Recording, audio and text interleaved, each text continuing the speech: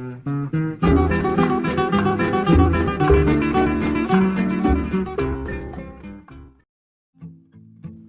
sebelumnya kita udah bahasin dari masa pacarannya orang tua Che Guevara hingga Che Guevara keliling benua dengan motornya yang membuat pandangannya menjadi radikal. Untuk yang belum nonton, silahkan tonton dulu part satunya agar nyambung.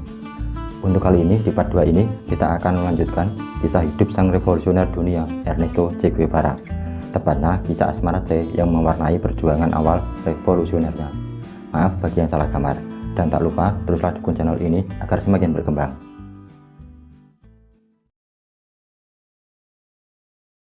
Guevara bersumpah di atas gambar mendiang Joseph Stalin bahwa ia tidak akan berhenti sampai gurita-gurita tersebut telah musnah, yaitu musnahnya para imperialis dan kapitalis di Amerika Latin hingga ke sistemnya. Tepatnya pada 7 Juli 1953, Guevara kembali melakukan perjalanan, kali ini ke Bolivia, Peru, Ekuador, Panama, Costa Rica, Nicaragua, Honduras, dan El Salvador. Dan pada 10 Desember 1953, tepatnya sebelum berangkat ke Guatemala, Che bersurat dari San Jose, Costa Rica kepada bibinya, Beatrice. Dalam surat itu, Guevara menjelaskan soal perjalanannya ke daerah-daerah operasi United Fruit Company, sebuah perjalanan yang membuatnya begitu berkeyakinan bahwa sistem kapitalisme perusahaan itu adalah sistem yang sangat buruk. Dari sini, Guevara bersumpah di atas gambar Joseph Stalin. Saatnya Guevara tiba di Guatemala. Saat itu, Guatemala dipimpin oleh Jacobo Arbenz Guzman, seorang presiden yang terpilih secara demokratis dan mencoba mengakhiri sistem latifundia. Bagi yang belum tahu, apa itu sistem latifundia? Latifundia ini hampir mirip dengan feodalisme. Gampangnya begitu. Latifundia dimiliki oleh anggota aristokrat yang memiliki kekuatan sosial dan politik yang besar untuk memiliki lahan yang luas. Praktek perampas tanah dari publik dan mengambil alih kepemilikan petani miskin, pemandangan yang biasa dari sistem ini. Kita kembali, yang menarik dari Presiden Arbenz yaitu mencanangkan program reformasi lahan besar-besaran. Semua lahan yang belum digarap disita oleh pemerintah dan diberikan kepada para petani tak berlahan. Pemandangan yang berbeda dengan latifundia, buruh tani tak punya lahan dipekerjakan di lahan-lahan milik aristokrat. Dan United Fruit Company adalah pemilik lahan terbesar yang paling terdampak dari reformasi tersebut. Ada sekitar 91 hektar lahan yang belum digarap dari perusahaan tersebut disita pemerintahan Arbenz. Guevara begitu puas dengan kebijakan tersebut, sehingga ia memutuskan untuk menetap di Guatemala untuk menyempurnakan diri dan menyelesaikan apa yang diperlukan untuk menjadi seorang pejuang revolusi yang sesungguhnya. Di Guatemala pula, Guevara mendapatkan julukan yang melekat dengan namanya, Che. Dan di Guatemala ini, nantinya ia akan bertemu dengan kekasihnya, Hilda Gadea Acosta. Acosta, seorang ekonom Peru, anggota aliansi revolusioner populer Amerika yang berhaluan kiri. Acosta memperkenalkan Guevara dengan sejumlah pejabat tinggi di pemerintahan Arbenz.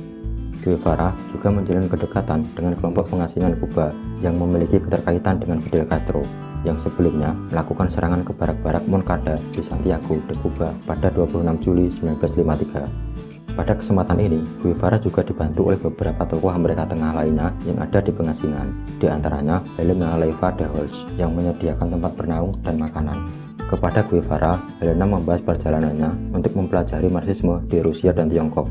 Lalu, Guevara mempersembahkan sebuah puisi untuk Helena dengan judul Invitation al Camino. Esa proclama es patria o muerte. Menurut Che Guevara, Amerika Serikat menentang dan berupaya menghancurkan pemerintahan manapun yang mencoba mengurangi jurang antara yang kaya dan miskin, yang merupakan masalah yang mendalam di Amerika Latin dan negara-negara berkembang lainnya. Mei 1954, pemerintahan komunis Cekoslovakia mengirimkan persenjataan infanteri dan artileri ringan kepada pemerintahan Arbenz. Lalu, Amerika Serikat menanggapinya dengan CIA-nya melancarkan operasi untuk melengsarkan Arbenz. Guatemala dibanjiri dengan propaganda anti-Arbenz melalui radio serta selebaran-selebaran yang dijatuhkan dari udara, serta melakukan pengeboman dengan menggunakan pesawat. Amerika Serikat mendukung pasukan dari Guatemala di pengasingan dan tentara bayaran yang dipimpin oleh Castillo Armas untuk menjatuhkan pemerintahan Arbenz. Pada tanggal 27 Juni, Arbenz mengundurkan diri karena terdesak, sehingga Armas dan pasukannya memasuki kota Guatemala dan mendirikan sebuah junta militer.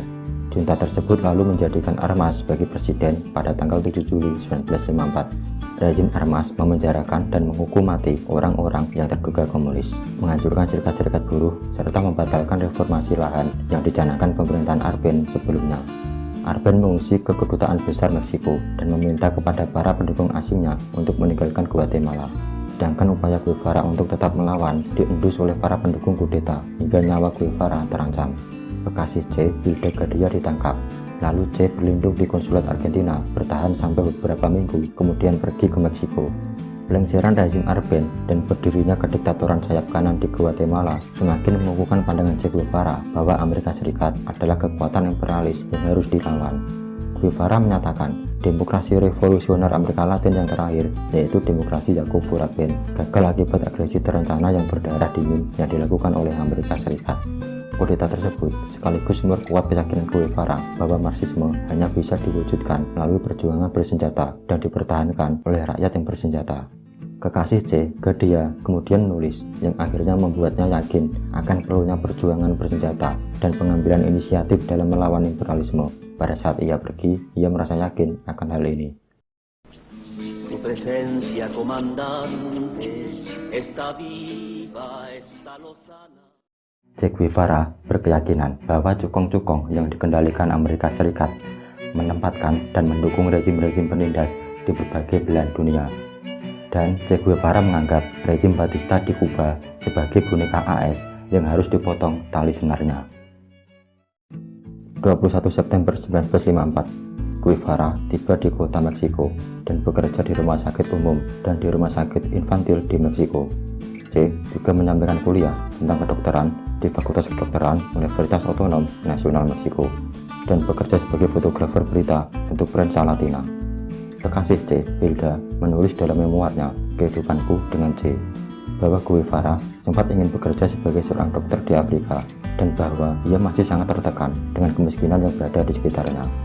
Hilda Gadea menemukan sebuah puisi tulisan C yang dipersembahkan untuk wanita pencuci tua yang ia obati, yang tulisannya sebuah janji untuk berjuang demi dunia yang lebih baik, untuk kehidupan yang lebih baik bagi seluruh kaum miskin dan tereksploitasi.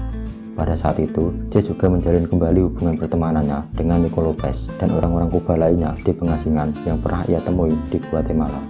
Pada Juni 1955, Lopez memperkenalkan Guevara dengan Raul Castro yang merupakan kakak Fidel Castro. Dari sinilah akhirnya C kenal dengan sosok Fidel Castro, pemimpin revolusioner yang membentuk gerakan 26 Juli dan sedang berencana melengsarkan kediktatoran Fulgencio Batista. Perbincangan panjang pada malam pertemuan pertama C dengan Fidel, Guevara menyimpulkan bahwa apa yang diperjuangkan oleh Fidel Castro dan kawan-kawannya adalah apa yang telah ia cari-cari. Sejak saat itu, Che Guevara dan Fidel Castro mulai menjalin hubungan persahabatan revolusioner yang akan mengubah dunia.